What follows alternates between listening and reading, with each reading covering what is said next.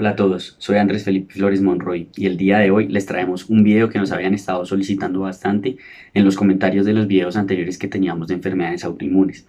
Es por esto que hemos decidido hacer este video de síndrome antifosfolípido en donde vamos a hablar de todo lo que es la presentación clínica, el diagnóstico, el manejo y mucho más de esta enfermedad. Esperamos les guste muchísimo el video.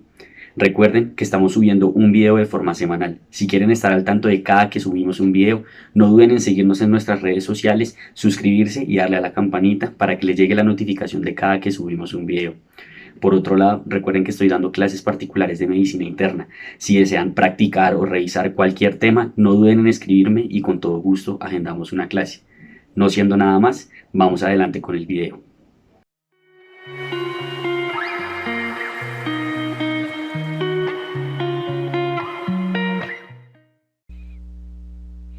Vamos a empezar entonces con lo que es el abordaje, todo lo que les mencioné de síndrome antifosfolípido. Lo primero que habría que mencionar como una breve introducción es que es la principal enfermedad autoinmune que podemos relacionar con eventos trombóticos. Siempre, de hecho, que algún paciente tiene trombosis de sitios inusuales, trombosis recurrentes, el síndrome antifosfolípido hace parte de los diferenciales que uno debe considerar en las trombofilias, además de las famosas trombofilias congénitas como lo son factor 5 de Leiden, como lo son déficit de proteína C y S, entre otras. El síndrome antifosfolípido es algo muy importante a considerar cuando nos enfrentamos a pacientes con eventos trombóticos. Y adicionalmente podríamos decir que es una de las enfermedades autoinmunes más relacionada también con lo que es patología obstétrica, pese a que esto se salga un poquito de lo que es la medicina interna, mencionaremos pues algo al respecto. Tiene una alta tasa de coexistencia con lupus. Ya en el video que hay de lupus de hace un tiempo habíamos mencionado que hay una alta tasa, de hecho en un paciente con lupus cuando tenga manifestaciones hematológicas como trombocitopenia, anemia, algo que se debe realizar es solicitar un perfil de SAF, de síndrome antifosfolípido, para valorar si hay o no la coexistencia de la enfermedad en dicho paciente. De los pacientes con lupus, el 50% tienen anticuerpos relacionados con síndrome antifosfolípido, de los cuales el 20 al 50% desarrolla la enfermedad. Es decir, que más o menos podríamos decir que un cuarto de los pacientes con lupus, más o menos el 25%, tienen coexistencia con síndrome antifosfolípido. Adicionalmente hay presencia de anticuerpos antifosfolípido en el 9% de las pacientes con pérdidas del embarazo. Algo importante a reconocer es que esto no implica que esas mujeres tengan la enfermedad. Son estudios que, al igual que estos, en donde dicen que hay un 11% de los infartos con anticuerpos, 14% de ACV, 10% de trombosis venosa profunda. Ya vamos a ver ahorita que el diagnóstico del síndrome antifosfolípido requiere una confirmación un tiempo posterior, ya que en los eventos en los cuales se generan eventos trombóticos, eventos de pérdidas del embarazo, pueden positivizarse de forma transitoria los anticuerpos relacionados con el síndrome antifosfolípido, lo cual, digamos, en caso de no confirmarlo en un tiempo posterior, podría estarnos sobreaumentando o sobredimensionando lo que sería la prevalencia de los pacientes con SAF, cuando realmente simplemente fue una positivización transitoria secundaria a un evento trombótico que ocurrió en un paciente por cualquier otra causa que no es el síndrome antifosfolípido. Tener síndrome antifosfolípido da un riesgo mayor de tener trombosis que tener factor 5 de Leiden, o sea, es algo muy importante a considerar. Cuando hablamos de la fisiopatología, en general en toda la fisiopatología de las enfermedades autoinmunes se habla de un fenómeno de los dos golpes, como están viendo acá. El primer golpe siempre va a ser la predisposición. Y la predisposición puede ser genética, no hay mucha relación genética relacionada con el síndrome antifosfolípido, como si la hay por ejemplo con el lupus, algunos casos de artritis reumatoide. En el lupus no hay tanta relación con un factor genético, un componente genético importante. Y además de esta predisposición genética, el desarrollo como tal de los autoanticuerpos es lo que se conoce como este primer golpe. Están formados los autoanticuerpos, pero no están formando o no están desencadenando los eventos inflamatorios que podrían hacer en tal caso de que se activasen. El segundo golpe por su parte va a ser cuando ya se activan propiamente estos anticuerpos y empiezan a hacer las manifestaciones de la enfermedad. En el lupus, los anticuerpos más importantes, que se conocen como anticuerpos criteriales, porque hacen parte de los criterios diagnósticos, son estos tres que tenemos acá. Los anticuerpos antifosfolípido, que sería la anticardiolipina, los antibeta 2 glicoproteína y lo que es el anticoagulante lúpico, que ya explicaremos más a fondo qué es, por qué se llama anticoagulante, si lo que da es trombosis y demás. Se cree que estos autoanticuerpos se generan a causas de infecciones. Recuerden que las infecciones en general virales, lo que es virus de Epstein-Barr, lo que es parvovirus B19, lo que es citomegalovirus, son virus que en alta tasa se han relacionado con el desarrollo de enfermedades autoinmunes por la formación de autoanticuerpos secundario a lo que es el mimetismo molecular. Es decir, hay una proteína en el virus que es muy similar a una proteína de nuestro cuerpo, se crea un anticuerpo contra la proteína del virus, pero resulta que como es tan similar a la proteína de nuestro cuerpo, el anticuerpo puede reaccionar de forma cruzada contra la proteína de nuestro cuerpo. Eso es lo que se conoce como mimetismo molecular. También se ha relacionado medicamentos, propiamente el lupus eritematoso o la malignidad. El segundo golpe, como están viendo acá, es en el momento en el cual se produce un estado procoagulante. Es decir, tenemos un paciente con SAF que tiene sus anticuerpos por ahí circulantes, pero en un momento ocurre algún evento, un trauma, una cirugía o algo por el estilo, y eso activa la cascada de la coagulación y ahí se activan todos estos factores que estaban ahí esperando el momento como para poder empezar a hacer todos sus fenómenos inflamatorios. Y en ese momento del segundo golpe es que se da propiamente la manifestación clínica de la enfermedad. Entonces este segundo golpe lo que va a llevar básicamente es a la formación inicialmente de una apoptosis plaquetaria. Cuando se da la activación plaquetaria, la apoptosis plaquetaria, hay una unión de la fosfatidilcerina con la beta-2 glicoproteína.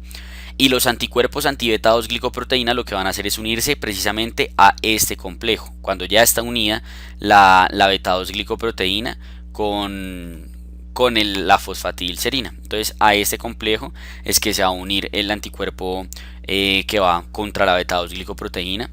Y esto lo que va a hacer es activar el complemento. Vean que propiamente no activa de una vez la plaqueta ni la cascada de la coagulación, sino que lo que hace es activar el complemento. Una vez activa el complemento, se da una activación de un desencadenamiento de toda una actividad inflamatoria, además de que empiezan a activarse propiamente otras células inflamatorias. Después de que se activan las células inflamatorias y el complemento, esto va a ser lo que va a llevar a la activación de la cascada de la coagulación. Es decir, en ese momento es que se va a generar el evento trombótico. Miren cómo los anticuerpos no son los que propiamente llevan a la formación del trombo, sino que la actividad inflamatoria desencadenada por los anticuerpos es la que lleva a la formación de la trombosis, que es lo que podemos ver acá. Miren cómo aquí, cuando ya está unido la beta-2 glicoproteína con la fosfatidilcerina, se da la unión de lo que son los autoanticuerpos, posteriormente la activación del complemento, en este caso la C5A. La activación del complemento lleva a la activación de otros aumentos de las cascadas inflamatorias y eso finalmente lleva a la activación de la cascada de la coagulación y debido a eso se da la formación del trombo. Teniendo esto claro y hablando ya de lo que es la presentación clínica de la enfermedad, hay unas manifestaciones que podríamos decir que son criteriales, así como habían anticuerpos criteriales, porque son las que hacen parte de los criterios diagnósticos que ya mencionaremos más adelante, más bien criterios clasificatorios que diagnósticos, ya explicamos eso. Entonces las manifestaciones criteriales básicamente van a ser las trombosis y la morbilidad en el embarazo. ¿Qué se entiende por trombosis? ¿Qué se entiende por morbilidad? Ya lo vamos a definir, pero lo importante es que esas dos que siempre nos hablan y que uno siempre piensa en SAF por esas dos manifestaciones no son las únicas que existen en el síndrome antifosfolípido y rara vez se habla a fondo de lo que son las manifestaciones no criteriales, es decir, otras manifestaciones que ocurren secundaria a la enfermedad del síndrome antifosfolípido, pero que no tiene que ver con trombosis ni morbilidad en el embarazo, como valvulopatías, hipertensión pulmonar, necrosis avascular, úlceras cutáneas, déficit cognitivo, infartos hemorrágicos, entre otras que ya mencionaremos más adelante. Cuando hablamos de las manifestaciones de la trombosis, la TBP es quizá la más común de todas, con un 32% de prevalencia, por así decirlo, de 100 trombosis relacionadas con SAF, 32 son TBP, 22% de los pacientes pueden hacer trombocitopenia, 20% hacen lívidos reticulares, que ya mostramos, básicamente es la coloración de la piel, o más bien la alteración en la piel, en la cual se da la formación como de unos pentágonos, como de unas estructuras que son como circulares, en ocasiones así un poco más geométricas, en ocasiones un poco más irregulares. Este lívido reticularis es muy común de vasculopatía, sobre todo alteración a nivel vascular, se ve mucho en las vasculitis de mediano vaso más que todo. El SAF también se ha relacionado con el lívido reticularis y con algo que se conoce como el lívido racemosa. El lívido racemosa es que no se ve todo, sino que solo se ve, por ejemplo, este lado. Solo se ve la mitad del lívido y se conoce como lívido racemosa, y parece ser que cuando los pacientes tienen eso, tienen un mayor riesgo de trombosis a cuando tienen solo el lívido reticularis o pues ninguno de los dos. Pueden hacer tromboflebitis superficial en un 9%, TEP en un 9%, pérdida fetal en un 8%, AIT en un 7%. Miren cómo es mucho más común el evento de la trombosis que el evento de lo que es la morbilidad obstétrica. Entonces, hablando de la trombosis, hay una predilección venosa, es decir, es mucho más común que haya una trombosis en el territorio venoso, sea TBP, sea TEP, sea trombosis de senos cavernosos o algo por el estilo. La razón del por qué no es muy clara, digamos que no habría una razón estricta para yo decirles si es por esto. Dentro de la predilección venosa, como habíamos mencionado, la TBP es lo más frecuente, puede afectar literalmente cualquier vena. Sin embargo, también da afección arterial, y eso es algo importante a tener en cuenta, porque usualmente cuando uno busca fenómenos de lo que es trombofilias, suelen tener predilección venosa todas y ya, y no suele haber casi alteraciones arteriales. Sin embargo, aquí, pese a que hay la predilección venosa, también hay un número importante de pacientes que tienen afecciones arteriales. ¿Como qué? Como ACV o AIT, como compromiso retinal, compromiso coronario, entonces muchos hacen infartos agudos de miocardio, compromiso mesentérico y renal. Cuando los pacientes hacen afección arterial, usualmente es porque tienen una predisposición mucho más alta a hacer trombos que cuando no hacen manifestaciones arteriales sino únicamente venosas.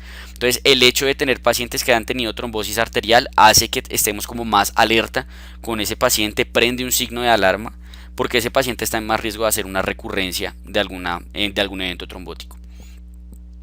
Cuando hablamos de morbilidad en el embarazo, algo importante es que no requiere fenómenos trombóticos, es decir, ¿se puede diagnosticar un SAF sin trombos? Sí, como ya vamos a ver ahorita. Y básicamente se da por unas pérdidas en el embarazo sin causa aparente, entonces abortos espontáneos antes de las 10 semanas, muertes fetales de un feto que es estructuralmente sano, que no tenía otras razones para morir y que después de las 10 semanas se da un óbito fetal. Parto prematuro por preeclampsia severa o HELP en una mujer que de la nada le dio, no tenía factores de riesgo conocidos, no era hipertensa, no era obesa, ni nada por el estilo. Como les había mencionado, las manifestaciones no criteriales es algo importante a conocer, no solo para llegar a sospechar en algún momento el síndrome antifosfolípido, sino cuando uno ya tiene un paciente con diagnóstico de síndrome antifosfolípido, valorar que de pronto alguna manifestación con la que llegue, que de entrada no pensaríamos que es por el SAF, podría llegar a serlo si hace parte de estas manifestaciones no criteriales. Tenemos dentro de estas manifestaciones lo que es la alteración neurológica, en donde hay daño directo por anticuerpos a sustancia blanca, lo cual puede hacer ya fenómenos, digamos, de alteraciones propiamente del sistema nervioso central, incluso simulando lo que es un daño por esclerosis múltiple, como con las crisis de la esclerosis múltiple, con neuropatías, con fenómenos motores que están aislados en tiempo, aislados en términos geográficos, por así decirlo, es decir, en ubicaciones diferentes, puede simular lo que es una esclerosis múltiple. También puede hacer psicosis, trastornos del movimiento, mielopatía. A nivel hematológico puede hacer trombocitopenia, casi la mitad de los pacientes. Puede hacer anemia hemolítica, necrosis de la médula ósea, incluso relacionarse con fenómenos de microangiopatía como el PTT, la púrpura trombocitopénica trombótica, o el síndrome hemolítico urémico, e incluso se cree que se podría relacionar con lo que es el síndrome hemolítico urémico atípico, que ya no se llama así, sino que ahora se llama coagulopatía mediada por complemento, o microangiopatía mediada por complemento. Y de hecho por eso vamos a ver que incluso uno de los manejos experimentales que están utilizando ahorita en el SAF catastrófico, que ya vamos a explicar qué es eso, pero digamos que el paciente está haciendo trombos en todo lado, es el evolucumab.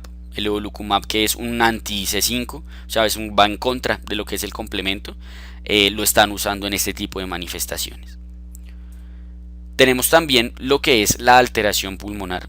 Dentro de la alteración pulmonar está hipertensión pulmonar del grupo 4, o sea, tromboembólica crónica, hemorragias alveolares debidas a capilaritis, alteraciones cardíacas como valvulopatías del lado izquierdo. Recuerden que hay endocarditis no infecciosa como la endocarditis de Liebman-Sack, que también se conoce como endocarditis verrucosa. Esta se ha relacionado principalmente con lupus, pero también podría relacionarse con el síndrome antifosfolípido. A nivel ocular pueden hacer amaurosis fugaz, pueden hacer neuropatías ópticas.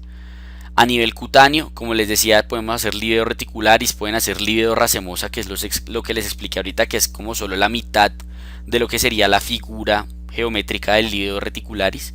Pueden hacer úlceras, anetoderma, hemorragias en astilla, necrosis cutánea, entre otras.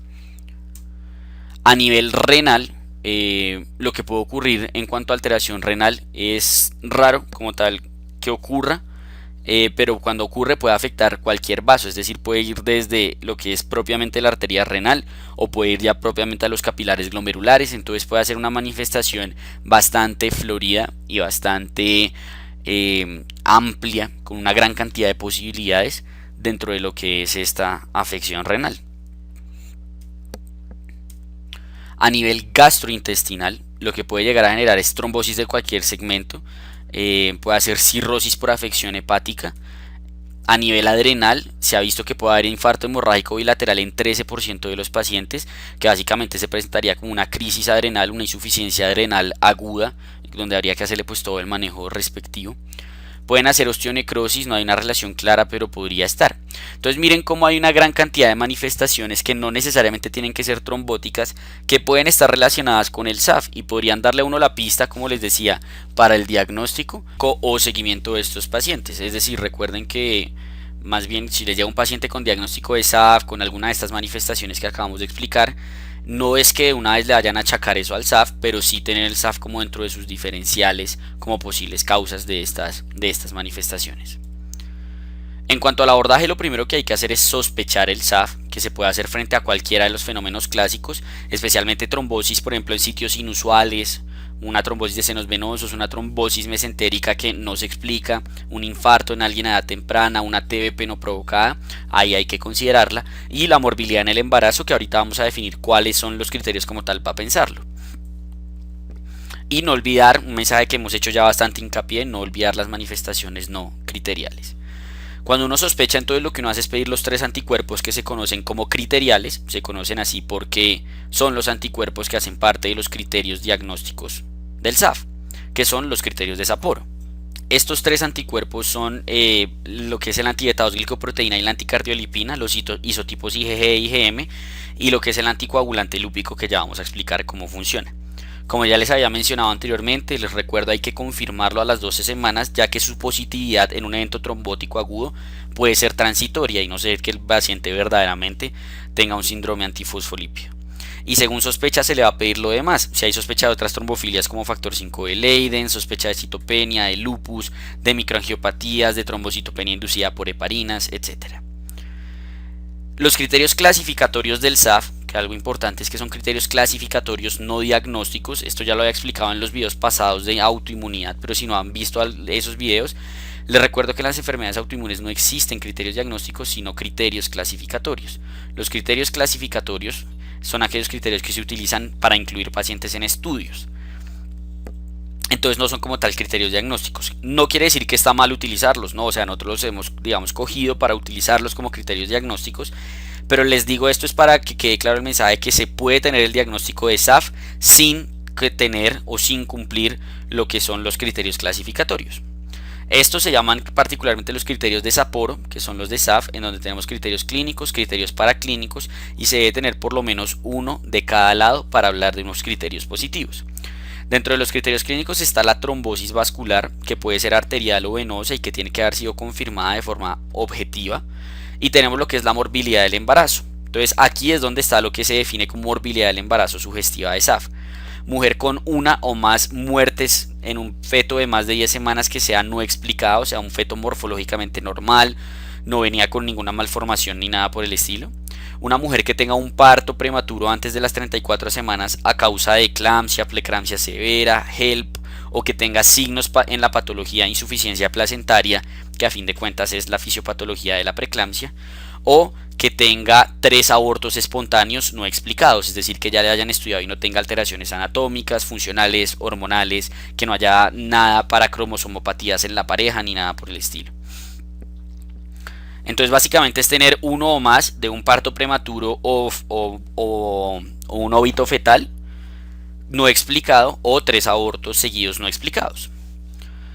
En cuanto a los criterios de laboratorio, lo que tenemos es el anticoagulante lúpico, los anticardiolipina y los antibeta-2-glicoproteína que ya habíamos mencionado. Con cualquiera de esos se cumple el criterio. Existe una forma particular de presentación del SAF que es el síndrome antifosfolípido catastrófico. El síndrome antifosfolípido catastrófico debe cumplir con 4 criterios, que son tener 3 o más órganos afectados, o sea, por ejemplo, tener un infarto, tener un ACV y un TEP al mismo tiempo, y al mismo tiempo nos referimos a que sean menos de una semana de diferencia los 3 fenómenos trombóticos. Debe haber confirmación histopatológica de al menos uno de los 3 sitios y debe haber confirmación por laboratorio de SAF. Usualmente este tercero no se logra hacer, o sea, uno no logra tener la histopatología, que es lo que definiría un SAF catastrófico pues definitivo. Entonces un SAF catastrófico probable va a ser el que tenga 3 de estos 4, que muy probablemente va a ser que no tenga la confirmación histopatológica. El anticoagulante lúpico es algo particular en el diagnóstico del SAF porque es algo difícil de leer, las guías no son muy claras, entonces vamos a tratar de hacer como un abordaje para que quede un poquito claro cómo funciona.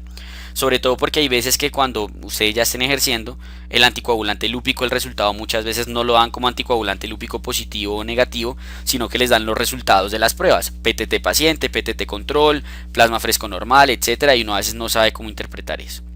Entonces el anticoagulante lúpico tiene un primer componente que es la prueba presuntiva, es decir, la prueba con la que sospecho que lo puede haber, que la más común de todas es esta, un PTT prolongado. El tiempo de víbora de Russell actualmente también es una prueba presuntiva, anteriormente no se consideraba como tal, sino que era como un segundo paso, ya les muestro cómo es como la ruta diagnóstica. Entonces se consideran presuntivas cuando tienen una relación mayor a 1.2. ¿Qué quiere decir esto? Que si yo cojo el PTT del paciente y lo divido en el PTT control, a esto me da una relación mayor a 1.2. Si es así, le tengo que hacer una prueba confirmatoria, en donde según la guía antigua lo que hacemos es añadir plasma fresco normal o fosfolípidos a un tiempo de víbora de Russell, o según la última guía, que es lo más recomendado, hacer lo que se conoce como una prueba de mezclas o un PTT cruzado. Más o menos este sería como la línea a seguir en el paciente. Entonces lo primero, antes, esto es en la guía antigua, uno tenía un PTT prolongado, le pedía un tiempo de víbora de Russell. La víbora de Russell es una víbora que tiene un veneno que lo que hace es que activa masivamente el factor 10A. Si seguía prolongado con tiempo de víbora de Russell, uno consideraba que podía seguir siendo un anticoagulante lúpico. Y el tercer paso era pedirle un plasma fresco normal. Es decir, a esto le adicionaban plasma fresco de un paciente control que se sabía que era normal. Si con eso corregía, que es lo que quiere decir este positivo, uno decía que el paciente tenía déficit de factores. Mientras que si no corregía, habla de que hay un inhibidor circulante. ¿Por qué esto significaría que es factores o circulante? Porque si el paciente no tiene un factor, por ejemplo una hemofilia, un PTT prolongado a causa de una hemofilia, cuando yo le meto un plasma que tiene el factor que le falta al paciente, pues corrige. Y ya, esa es la razón. Mientras que si no corrige, es lo que se conoce como un inhibidor circulante, que es el anticoagulante lúpico. Una serie de anticuerpos que van en contra de los fosfolípidos y los factores activadores de la vía intrínseca de la cascada de la coagulación, que prolongan el PTT. Entonces cuando uno les pone plasma fresco normal, eso también inhibe igual el plasma fresco normal, entonces no va a haber corrección. Actualmente, como les decía, lo que se hace es, ante un PTT prolongado o un tiempo de víbora de Russell prolongado con una relación mayor a ese 1.2, uno lo que hace es pedir la prueba de mezclas. La prueba de mezclas básicamente es coger la muestra del paciente y coger una muestra control que se sabe que es normal. Y se empieza a mezclar 100-0, 80-20, 50-50, 20-80, 0-100%. Y se ve a medida que esto va aumentando cómo corrige el PTT. Si el PTT corrige aquí o antes de aquí, pero como máximo aquí, uno considera que este paciente tiene un déficit de factores. Porque ya cuando estaba 1 a 1 la mezcla, corrigió. Entonces ahí tenía déficit de factores. Si corrige en 80-20 o no corrige sino hasta que solo es el plasma del paciente, no control, pues esto es lo que sería un inhibidor circulante, que es lo que sería propiamente el anticoagulante lúpico. Entonces, como para que ya quede un poquito más claro el cómo interpretar esto cuando les llegue o tengan la oportunidad de leerlo en algún momento. Conforme a los resultados de estos anticuerpos, uno puede hablar de perfiles en el SAF. Uno puede hablar de un perfil de mediano riesgo, un perfil de alto riesgo y un perfil de bajo riesgo. Perfil de mediano riesgo va a ser anticardiolipina o antibeta 2-glicoproteína a altos títulos. En el caso de anticardiolipina, eso va a ser un IgG o IgM mayor a 40 o mayor al percentil 99. Y en el caso del antibeta 2-glicoproteína, simplemente mayor al percentil 99. Uno de los dos, no los dos al tiempo. El de alto riesgo va a ser el paciente que tiene o anticoagulante lúpico o doble o triple positividad, es decir, que tiene estos dos positivos o anticoagulante lúpico con alguno de estos positivos o los tres, que sería pues el peor escenario de todos. Y el bajo riesgo va a ser el que solo tiene o anticardiolipina o antibeta-2-glicoproteína, pero a bajos títulos, o sea, no mayor al percentil 99.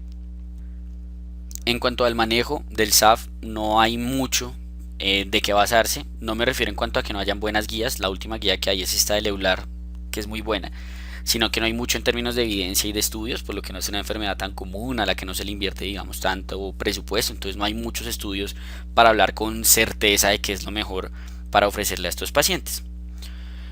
En cuanto al manejo, lo primero a mencionar es que estos pacientes no se inmunosuprimen, o sea, no hay indicación de uno darles corticoide, azatropina, cloroquina o algo por el estilo. En ellos el manejo suele ser la tromboprofilaxis, definir si hay que ponerles o no anticoagulante. En el paciente con diagnóstico de SAF que no ha tenido un episodio trombótico, que sería este escenario de tromboprofilaxis primaria, no hay recomendación para poner anticoagulante en ellos, y de hecho muchos incluso no recomiendan ponerles absolutamente nada. La guía de Eular recomienda que a los pacientes con fenotipo de alto riesgo se considere ponerles aspirina, nada más, no anticoagulante. El paciente que sí ya tuvo un episodio trombótico, que sería este escenario de tromboprofilaxis secundaria, estaríamos hablando entonces de que sí se le recomienda la anticoagulación, la cual debe ser en la gran mayoría de los escenarios de por vida. El único escenario en el cual diríamos como bueno, de pronto no se lo dejamos de por vida, es el paciente que tiene un primer episodio tromboembólico venoso que es provocado. Es decir, un primer episodio tromboembólico que fue por una cirugía, por una parálisis o algo que yo sé, o más bien tengo cierto grado de certeza de que no fue por el síndrome antifosfolípido, sino por el evento que le provocó como tal el tromboembolismo venoso. Teniendo en cuenta eso, cuando se decide anticoagular a un paciente, que sería la tromboprofilaxis secundaria, se hace con warfarina. Es el mejor medicamento que hay para estos pacientes, el de más evidencia, el de mejor perfil de seguridad. Cuando anticoagulamos a estos pacientes con warfarina, ustedes saben, la warfarina se monitoriza con INR. El INR que se busca en ellos es de 2 a 3.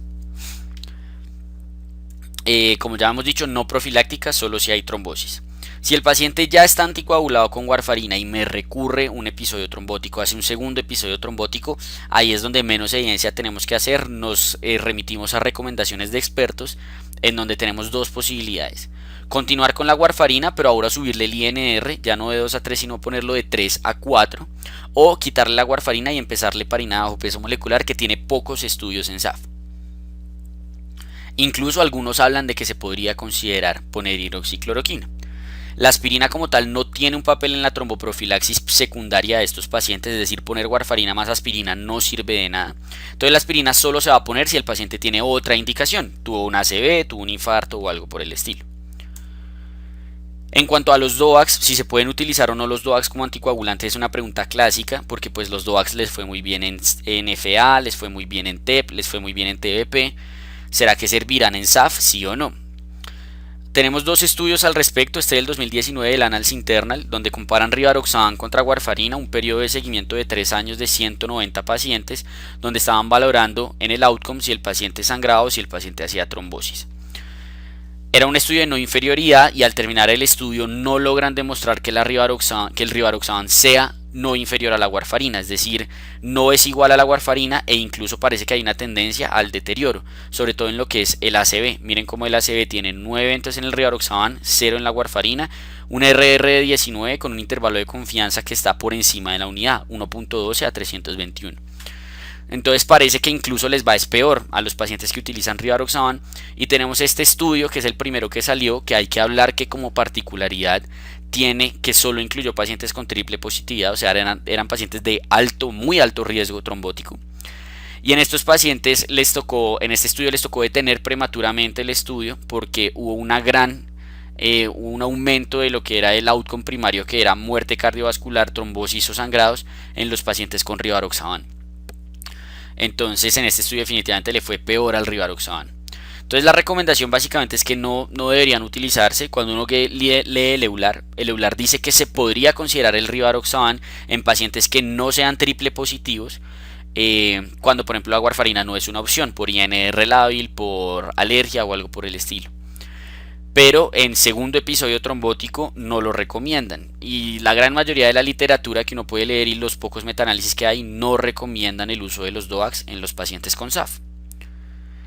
Por último, en cuanto al manejo, tendríamos dos escenarios especiales o particulares a mencionar. El primero de ellos es el SAF catastrófico. El paciente con SAF catastrófico, a diferencia del paciente con SAF normal, sí requiere inmunosupresión y se suele hacer con pulsos de corticoides. Recuerden que los pulsos de corticoides son dosis de 0.5 a 1 gramo día por 3 a 5 días según respuesta, y posteriormente se le deja 1 miligramo kilo día y se le va disminuyendo el 10% de la dosis cada semana, cada 2 semanas de forma paulatina. Adicionalmente se les da inmunoglobulina intravenosa, 400 miligramos kilo cada 5 días. El EULAR también menciona que se podría considerar el uso de la plasmaféresis, e incluso bajo el contexto de un ensayo clínico se podría considerar el uso de, esto está mal, que pena con ustedes, rituximab, no rivaroxaban, o de eculizumab, que el eculizumab es el que va en contra del complemento. Recuerden que les expliqué en la fisiopatología que había un papel bastante importante del complemento en las trombosis por SAF. Y manejo etiológico, muchas veces el SAF catastrófico se le puede identificar un desencadenante como una infección, entonces pues manejarle esa infección. En la mujer embarazada con SAF que no ha tenido episodio trombótico nunca en su vida, lo que se hace es seguir las guías de ginecología en cuanto a la aspirina como prevención de preeclampsia semana 10 a 12 y la tromboprofilaxis con heparina bajo peso molecular a dosis de profilaxis como tal. Y lo que se hace es que cuando nace el niño, o sea en el puerperio, se deja 6 semanas de tromboprofilaxis postparto. Mientras que en el paciente que tiene historia de trombosis, pues también se le pone la aspirina como dice la guía, pero aquí lo que cambia es que la heparina bajo peso molecular se pone a dosis de anticoagulación plena. O sea, esta paciente muy probablemente venía a venir con warfarina. La warfarina pues no se puede usar en el embarazo, entonces lo que hace es que se rota a heparina bajo peso molecular. Y eso sería todo en cuanto a lo que es el síndrome antifosfolípido. Espero les haya gustado mucho, hayan aprendido, les haya servido, y recuerden que cualquier duda la pueden dejar en los comentarios. Muchísimas gracias a todos los que llegaron hasta esta parte del video. Esperamos les haya gustado mucho y haya sido de utilidad para ustedes, que es el principal objetivo de estos videos. Recuerden que cualquier duda que tengan, no duden en dejarla en los comentarios y con todo gusto y con la mayor prontitud posible trataremos de resolver sus dudas. Estén atentos, recuerden que cada semana subimos un video. Síganos en nuestras redes sociales, suscríbanse para estar al tanto de cada que subimos un video. Recuerden que estoy dando clases particulares de medicina interna. Si desean agendar una clase, no duden en escribirme y podemos agendarla. No siendo nada más, esto fue Tutorías Medicina Interna.